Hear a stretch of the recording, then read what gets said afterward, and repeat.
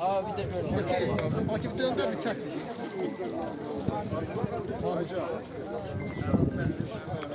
Allah ben böyle Eşit olsun sana. tədbirimizin adını deyin. O zaman ben de lazım yeri keserim. Önümüzde kanun göstersin. Yer. Göstermiş.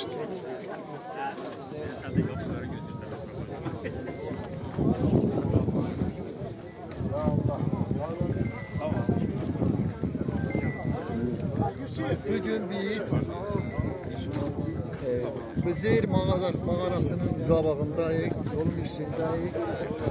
Lerikin birçok güzel insanları, İslamlı insanları, İslamlıları ve diğer zümrən insanları Bakıdan, başqa yerlərdən bugün bu tədbirə gəliblər. Bu tədbir hamısı deyirlər, təbrik edirlər.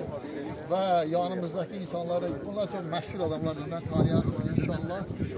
Bizim mağazası hakkında bir şey deyə bilərəm ki, Ərəm mənbələrində, hələ Babakin dövründə bu mağaranın adı bilirsiniz ki, Bəzin gedir. Yəni uca yer deməkdir. İndi də Bizir kəndi var, onun da adı Bizay kəndidir. Amma Babak ilə bağlı olduğu üçün biz bunu istirik ki, işıqlandıraq və bu tədbiri təşkil edən, gələcəkdə burada böyük tədbirlər olacaq. Bunun açılışından sonra inşallah bunu eləyənləri, bu ki, buranı açacaqlar dünyanın üzünə, onların hamısını təbrik edirəm, onlara işlər uğurlar arzu edirəm.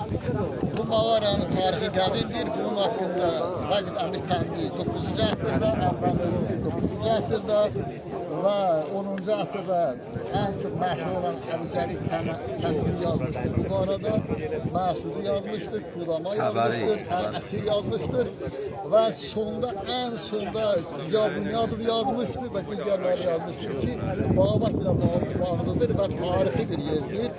İnşallah biz kitablarımızda bu barədə danışırıq. Bir daha bu təhsil iştirakçılarını, bu tədbirləri təbrik edirəm, onlara uğurlar və can sağlığı arz edirəm, sağ olsunlar, var olsunlar. Sağ olun. Siz gəlib burada ağac dəqiqdir. Doğru çək. Mən danışırdım da yaxınlaşa bilmirdim. Sağ ol, Allah.